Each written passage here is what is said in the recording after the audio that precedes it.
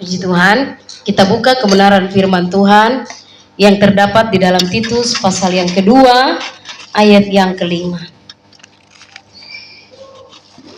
Titus 2 ayat yang kelima. Sudah dapat katakan amin? Amin. Amin. Kita baca 2, 3. Hidup bijaksana dan suci, rajin mengatur rumah tangganya, baik hati dan taat kepada suami, agar firman Allah jangan dihujat orang. Puji Tuhan, firman Tuhan katakan bahwa hidup bijaksana dan suci, rajin mengatur rumah tangga. Puji Tuhan, firman Tuhan sore hari ini, Allah memiliki rencana khusus bagi wanita untuk hubungan keluarga, rumah tangga, sebagai seorang ibu, ya, naluri seorang ibu, ya, itu pasti ada, ya. Lalu keinginan Allah bagi seorang istri atau ibu ialah supaya ia memperhatikan atau dia mengabdi, dia fokus terhadap keluarganya, ya. Rumah tangga, suami, anak-anak itu merupakan pusat atau dunianya, ya.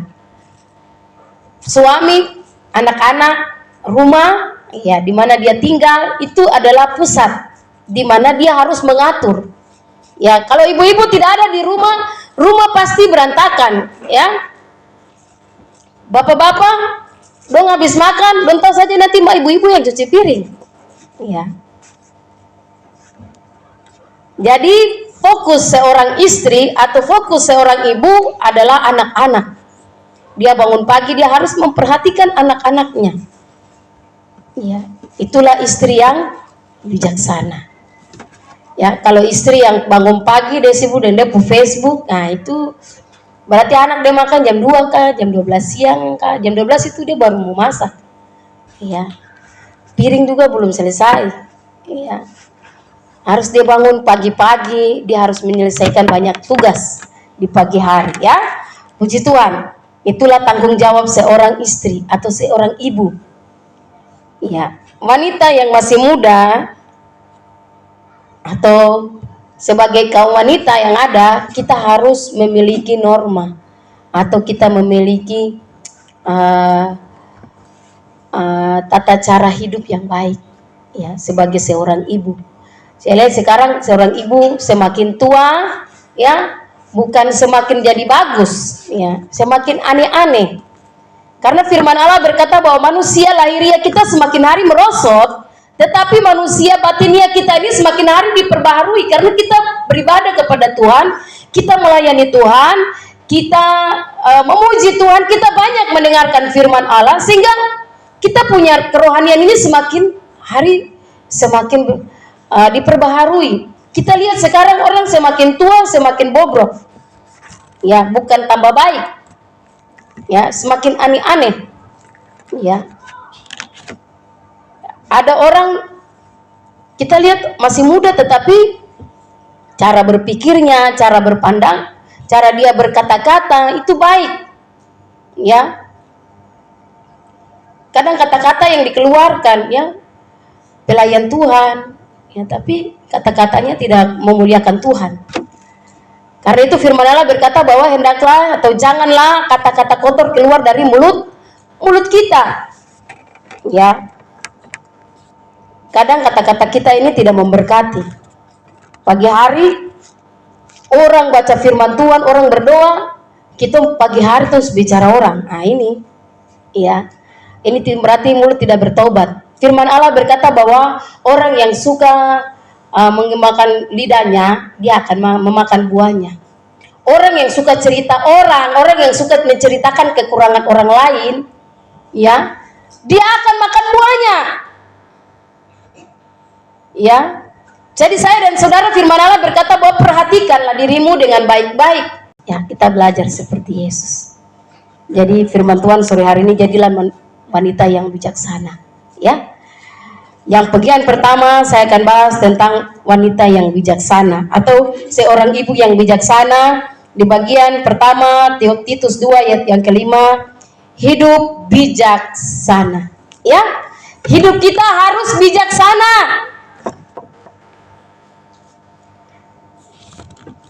Apa yang kita keluarkan, firman Allah berkata bahwa dari dalam hati keluar, ya, mau baik kah, mau buruk kah, keluar dari hati. Oleh sebab itu firman Allah berkata bahwa jagalah hatimu dengan segala kewaspadaan, karena dari situlah terpancar kehidupan. Kalau saudara pancarkan sesuatu yang jelek saja, itu orang sudah baca. Tanpa kau mau bicara ke orang, tanpa kita mau bicara ke orang, orang sudah pelajari kita. Ya. Oleh sebab itu, ya karena itu firman Allah berkata bahwa engkau adalah surat yang terbuka, yang dapat dibaca oleh semua orang. Jadi, jadilah wanita yang bijaksana. Ya. Dalam 1 Timotius 3 ayat yang kedua, dikatakan bahwa karena itu penilik jemaat haruslah seorang yang tak bercacat, suami dari satu istri, dapat menahan diri, bijaksana, sopan, suka memberi tumpangan, cakap mengajar orang. Ya, itu adalah wanita yang bijaksana. Kita banyak mengajar anak-anak kita, ya, kita banyak mendidik anak-anak kita, ya. Kadang anak-anak kita salah dalam melangkah, jadilah ibu yang bijaksana. Jangan kita selalu menyalahkan dia. Kok tidak sama seperti yang ini? Kok tidak sama seperti yang ini? Akhirnya dia bilang, kenapa sapu hidup ini mama selalu bandingkan terus? Sapu hidup lebih bagus. Tidak usah sudah. Sapu hidup lebih bagus begini, saya pilih jalan yang lain. Jadilah istri yang baik. Jadilah kaum wanita yang baik. Jadilah ibu yang baik, yang bijaksana. Yang kedua, yaitu hidup suci. Ya, 2 Korintus 11 ayat yang kedua, sebab aku cemburu kepada kamu dengan cemburu ilahi, karena aku telah pertunangkan kamu kepada satu laki-laki untuk membawa kamu sebagai perawan suci kepada Kristus. Ya, Rasul Paulus bilang kita gereja Tuhan, dia cemburu. Cemburu apa? Bukan cemburu yang buruk-buruk, ya, dia cemburu secara rohani. Oleh sebab itu, jadilah wanita yang suci. Ya, karena firman Allah bilang, tidak semua orang dapat melihat Allah kalau tidak suci. Ya, suci hidupnya. Yang terakhir, bicara tentang rajin. Ya.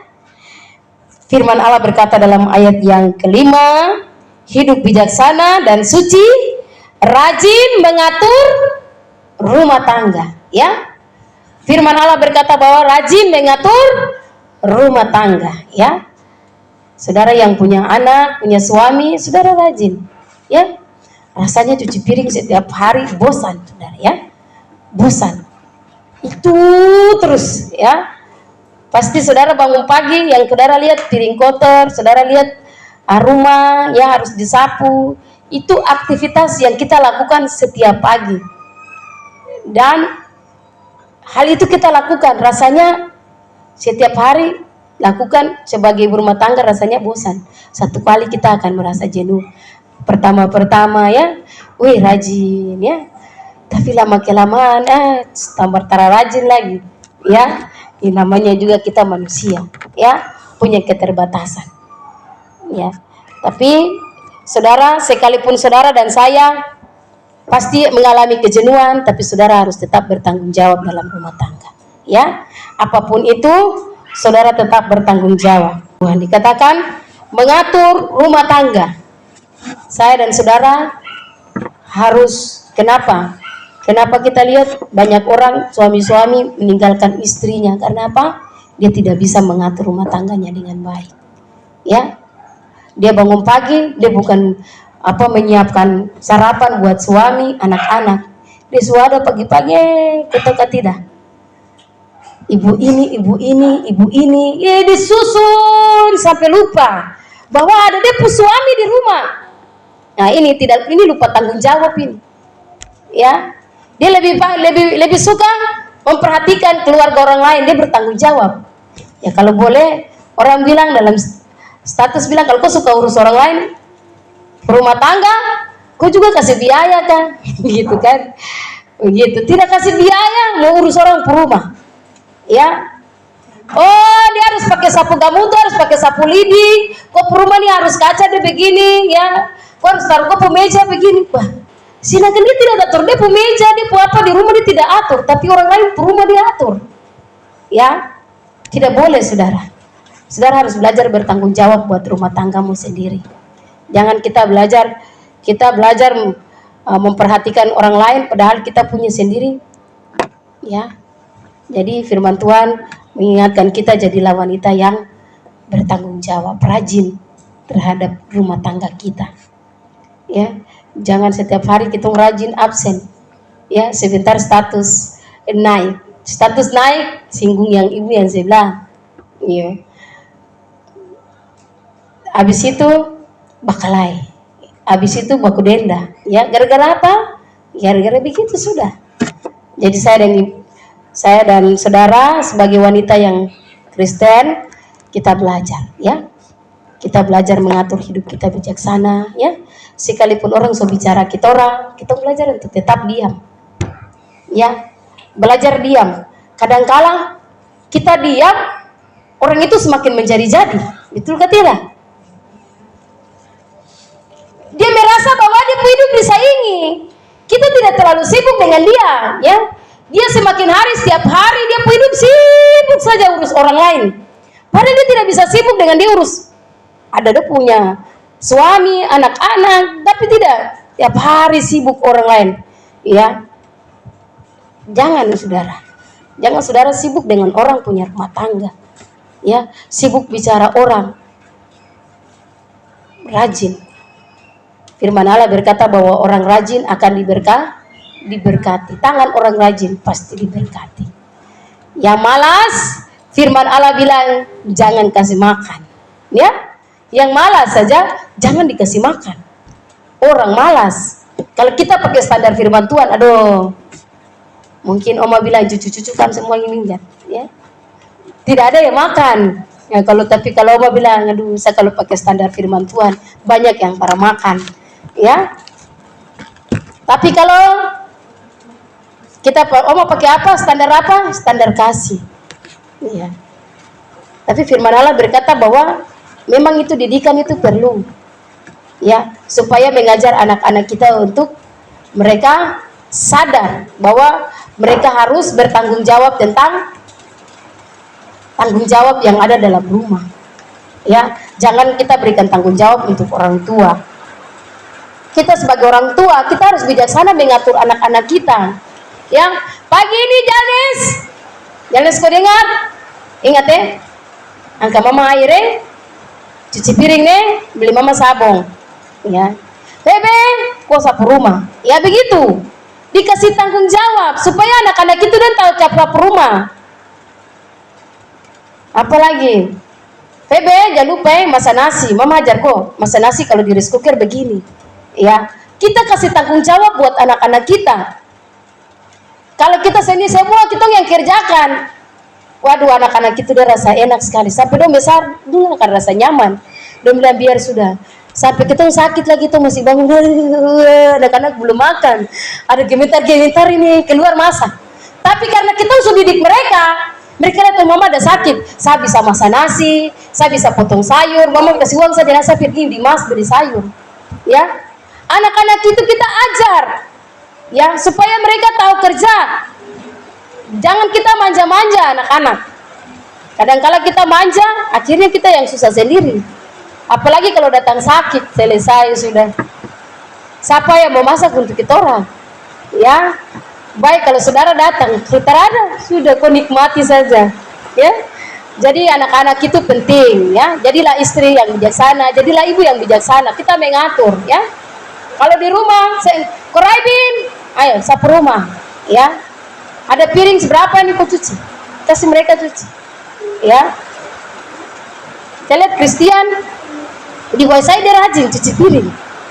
Saya tidak tahu di Jalan Baru nih, ya. Mau kasih tanggung jawab saja Christian, kau tugas cuci piring, ya. Eliezer itu untung tangan begitu. Kalau tidak, aduh, dia lagi mau cuci piring. Saya bilang tidak bisa, ke tangan sembuh baru bisa cuci piring. Kalau begitu mah bisa saya menyimpan tempat tidur. Mama masa saya ini kakak, saya harus punya tanggung jawab dalam rumah ini, ya. Saya tidak bisa begini-begini saja, saya tangan kiri masih bisa bekerja. Oh iya sudah. Jadi kalau bisa dia atur tempat tidur, saya kasih atur tempat tidur. Ya. Kalau Bu Gembala sibuk di luar, ya Eliezer atur tempat tidur. Atur sesuai dengan tangan kiri, ya. Mau rapi kah, tidak kah, tetapi Bu Gembala terima. Ya. Jadi anak-anak kita harus kita didik supaya mereka tahu kerja. Kalau kita tidak didik mereka dari sekarang, kita lihat seperti bambu kalau dia tua, Yesus tolong. Dia tinggal patah-patah saja, itu menderita. Tapi kalau kita orang didik anak-anak kita dengan baik, ya kita mengatur rumah tangga. Kenapa Salomo?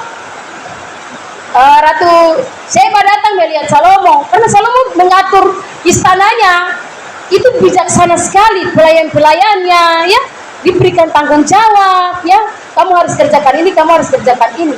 Begitupun dengan kita sebagai seorang ibu, di rumah kita harus memberikan tanggung jawab, ya. Kalau tidak begitu, tidak bisa. Jadi firman Tuhan sore hari ini mengingatkan kita sebagai ibu-ibu yang bijaksana, kita rajin mengatur rumah tangga kita, ya. Jangan saudara rajin atur rumah tangga orang, ya. Kita belajar atur rumah tangga kita supaya apa? Di dalamnya ada kerukunan, ya, di dalamnya berkat Tuhan dicurahkan, ya. Puji Tuhan. Tuhan Yesus memberkati. Saya tibakan firman Tuhan sampai di sini.